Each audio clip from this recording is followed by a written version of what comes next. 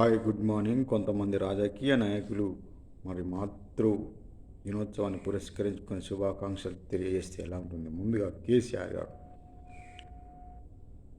ఏం రాబాయ్, అందరు బాగుండ్రా?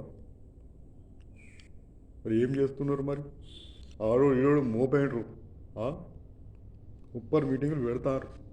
బనికొచ్చేది ఒకటన్నా చేస్తాలా? మరి ఇలా ఏందో ఎరికేనా? మరి ఉన్నదా మీకేమన్నా?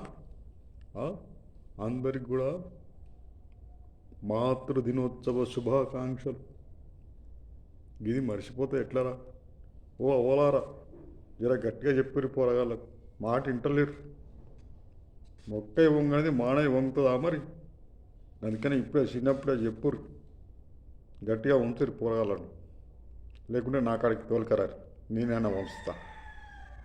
Thank you, ధన్యవాద్.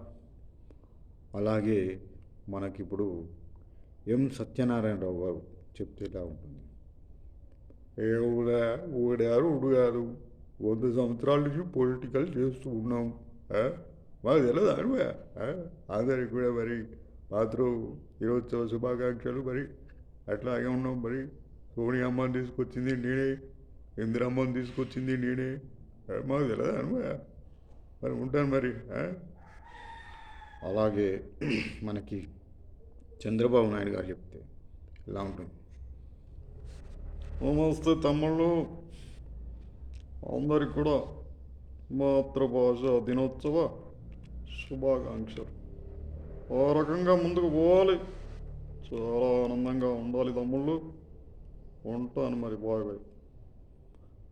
అదే రకంగా మనకి వైఎస్ రాజశేఖర రెడ్డి గారు చెప్తే, ప్రతి ఒక్కరికి, ప్రతి అమ్మకు, ప్రతి చెల్లికి, ప్రతి ఒక్కరికి కూడా పేరు పేరున మాతృ దినోత్సవ శుభాకాంక్షలు. ఉంటానక్కయ్యా, ఉంటాను చెల్లెమ్మా, బాయ్. అదే రకంగా మనకి మన లక్ష్మీ పార్వతి గారు చెప్తే ఎలా ఉంటుంది? మీ అందరికి కూడా మరి ఆ రోజుల్లో మరి అన్నగారు ఉన్నప్పుడు అనేక మంది వస్తుండేవారు. మరి ఏమైంది? మాతృభాష నాడు కూడా మరి అమ్మను పట్టించుకునే నాదుడు ఎవరు లేరు. మరి మాతృభాష శుభాకాంక్షలు చెప్పాలని తెలియదు ఎవరికి. మరి అందరికి కూడా మాతృభాష శుభాకాంక్షలు. నాకు ఈ అమ్మకు ఎవరు చెప్పకుండా నేనైనా చెప్తా. అందరికీ మాతృభాష శుభాకాంక్షలు. Thank you, ధన్యవాద్.